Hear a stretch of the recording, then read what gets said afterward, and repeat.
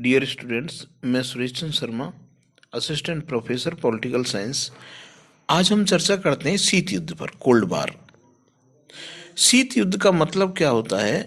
हम सामान्य रूप से समझते हैं कि एक ऐसा युद्ध जो ठंडा हो। ठंडा मीन्स एक ऐसा संघर्ष, एक ऐसा युद्ध, एक जो विचारधारा पर आधारित हो, जिसमें अस्त्र शस्त्रों का प्रयोग ना हो, जिसमें प्रत्यक्ष रूप से किसी को हानि ना हो। तो द्वितीय विश्व युद्ध के बाद संसार दो ध्रुवों में बट गया। एक ध्रुव जिसे हम साम्यवादी ध्रुव कहते हैं, उसका नेतृत्व सोवियत संघ ने किया। दूसरा ध्रुव पूंजीवादी ध्रुव था, जिसका नेतृत्व संयुक्त राज्य अमेरिका ने किया। इन दोनों ही ध्रुवों में, इन दोनों ही देशों में, इन दोनों ही विचारधाराओं के मध्य एक संघर्ष प्रारंभ हुआ, और इस संघर्ष में जो घटनाएं घटित हुई, जो उसका परिणाम हुआ, उसको हम शीत युद्ध कहते हैं।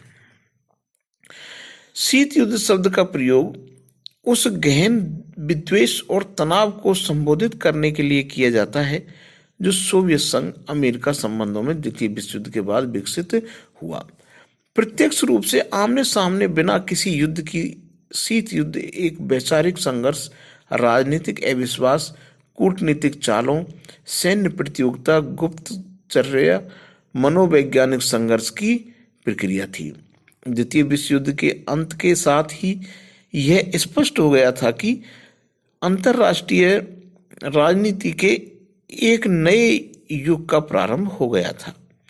अपने क्षेत्र में अद्वितीय एवं विनाशकारिता के अपूर्ण होने के कारण 20वीं शताब्दी के द्वितीय महायुद्ध ने न केवल एक ऐसी व्यवस्था का सूत्रपात किया जिसमें दो महाशक्तियों संयुक्त राज्य अमेरिका एवं सोवियत संघ का आधिपत्य था, बल्कि इसने पूर्व शताब्दियों में साम्राज्यवादी राष्ट्र द्वारा संकलित विशाल औपनिवेशिक साम्राज्यों के विघटन को भी तीव्र बना दिया, और इस प्रकार अनेक लोगों को विदेशी शासन से मुक्ति मिली।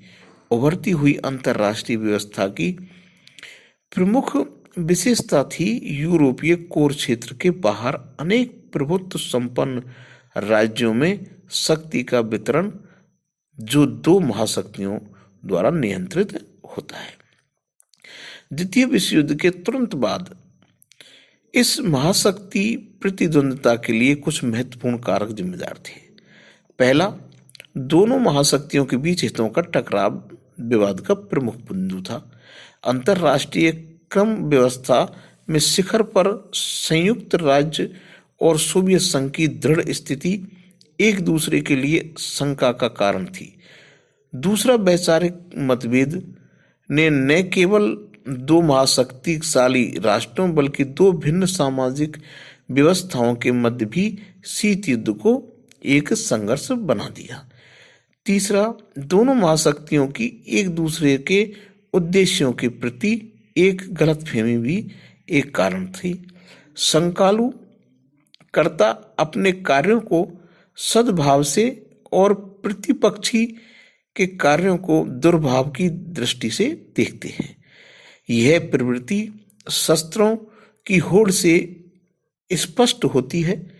गलतफहमी का शिकार होकर यह अनुमान लगा लिया गया था कि शत्रु आक्रमण युद्ध की तैयारी कर रहा है। अतः शीत युद्ध के विकास काल में संयुक्त राज्य के नेताओं एवं उनके मित्रों ने उत्पन्न संकटों को विश्व आधिपत्य की सोवियत योजना का भाग माना। दूसरी ओर सोवियत संघ ने इसे भिन्न नजरिए से देखा। उसने इसे अपनी सामाजिक व्यवस्था के नाश के लिए पश्चिम का प्रयास माना। अविश्वास ने गलतफहमियों को जन्म दिया, जो कि संघर्ष में बदल गया। विभिन्न हितों के साथ साथ विचारधाराओं और धारणाओं का अंतर भी अतिरिक्त कारक था। इन महाशक्तियों की प्रतिद्वंद्विता की गति को पूर्णतः समझने के लिए इसके कारकों को जानना एवं इनकी घटनाओं की जांच करना महत्वपूर्ण है कि जिसका आगे विस्तार वर्णन किया जाएगा। संयुक्त राज्य अमेरिका और सोवियत संघ मित्रता की अल्प अवधि द्वितीय विश्व युद्ध के तुरंत बाद शत्रुता में बदल गई।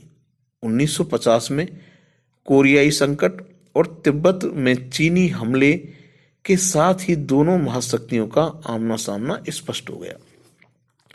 यह सार्वभौमिक रूप से एक कटु संघर्ष बन गया, जिससे एक मुक्त विवाद के बढ़ने का भय हो गया। दूसरी ओर महाशक्तियों के संबंधों ने तब तक नया मोड़ लिया जब 1949 में सोवियत संघ ने संयुक्त राज्य अणुशक्ति एकाधिकार को समाप्त कर दिया। एक शक्ति संतुलन में परिवर्तन ने प्रत्यक्ष विरोध से आंदोलन की दिशा बदल दी। अब दोनों महाशक्तियों ने मित्रों के साथ साथ महत्वपूर्ण संसाधनों का विस्तार शुरू कर दिया। उनकी सफलताओं ने द्विध्रुवीय विश्व का निर्माण किया, जहां एक ओर संयुक्त राज्य और उसके मित्र थे, वहीं दूसरी ओर सोवियत संघ और उसके मित्र थे। महाशक्तियों का केंद्र बिंदु यूरोप था, जहां से अपना प्रभाव स्थापित करना चाहते थे और जहां सर्वप्रथम शीत युद्ध प्रारंभ हुआ। संयुक्त राज्य अमेरिका के यूरोपीय मित्र और सोवियत संघ क्रमशः उत्तरी अटलांटिक संधि, नाटो और वर्सा पैक्ट में विभाजित हो गया। ये गठबंधन महाशक्तियों की बाहरी नीतियों का आधार बन गए। इसके अतिरिक्त परमाणु शस्त्रों के आविष्कार ने उस भूमिका में उग्र परिवर्तन कर दिया जो विश्व राजनीति में युद्ध के भय से उत्पन्न हो रही थी। स्टालिन की उत्तराधिकारी निकिता क्रुश्चेव ने पूंजीवाद के साथ साथ शांतिपूर्ण सहअस्तित्व की नीति का प्रचार किया। 1963 में अमेरिका सोवियत संघ की सैन्य क्षमता से बढ़ती प्रतिद्वंद्विता के संबंध में परमाणु युद्ध के बढ़ते पारस्परिक विनाश के बढ़ते भय ने ऐसी स्थिति उत्पन्न कर दी कि सह अस्तित्व एकमात्र विकल्प रह गया। इसका परिणाम यह हुआ कि 1968 की परमाणु परीक्षण निषेध संधि NPT अब महाशक्तियां यूरोपीय सीमाओं के स्थायीकरण, जिसमें वह सीमा की शामिल है जो जर्मनी को विभाजित करती है, से सहमति थी। इस प्रकार संयुक्त राज्य और सोवियत संघ ने अपनी पूर्व विवादित नीतियों से स्वयं को अलग करना प्रारंभ कर दिया, जिसे हम वेदांत या तनाव शैथिल्य कहते हैं। नीतियों में परिवर्तन के फलस्वरूप USSR और अमेरिका के बीच संबंध सामान्य हुए। विद्वेषी संबंधों की बजाय सहयोगी संबंध अधिक सामान्य हो गए।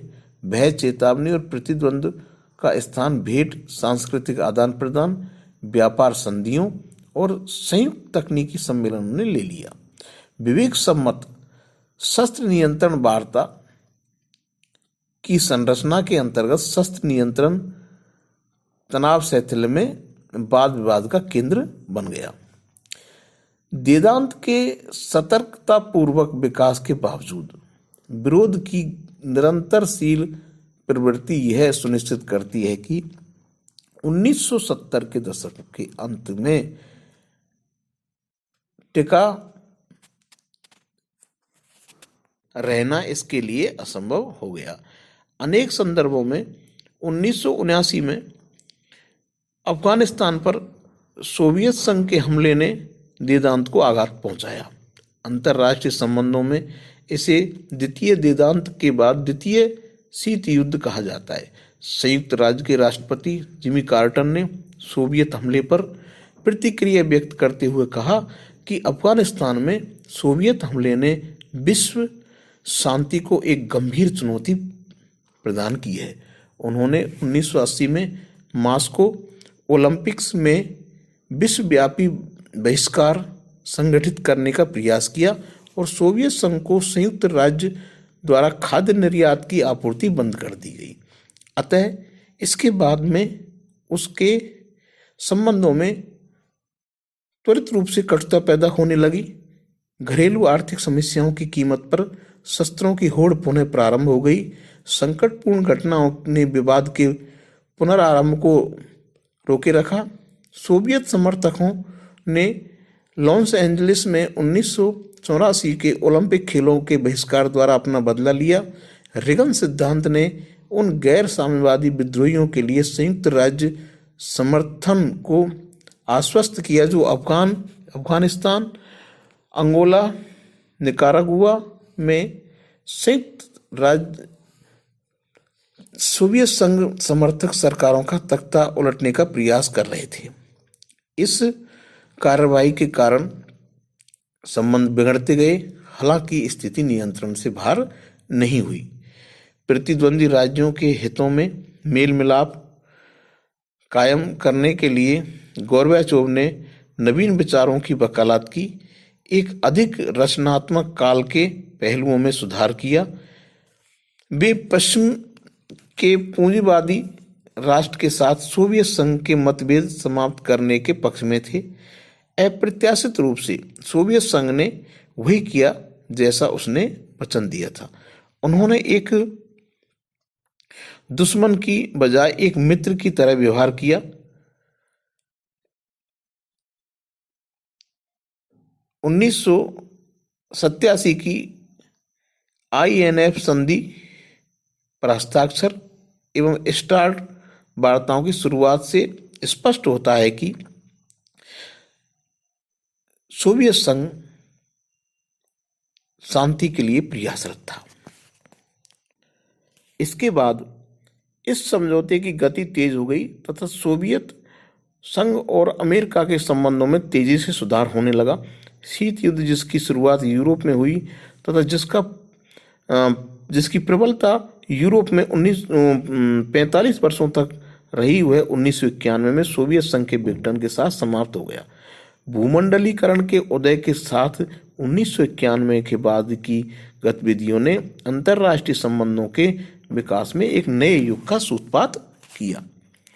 ऐतिहासिक परिप्रेक्ष्य से गुजरते हुए कुछ मुद्दे एवं संकल्पनाओं जिनके अंतर्राष्ट्रीय संबंधों के सिद्धांत एवं व्यवहार में महत्वपूर्ण निहितार्थ हैं, ऐसी घटनाओं ने के अध्ययन से हम शीत युद्ध के बारे में अच्छे से समझ पाए हैं और मैं आशा करता हूं कि शीत युद्ध की बेसिक जानकारी आपको प्राप्त हो गई होगी। Thank you.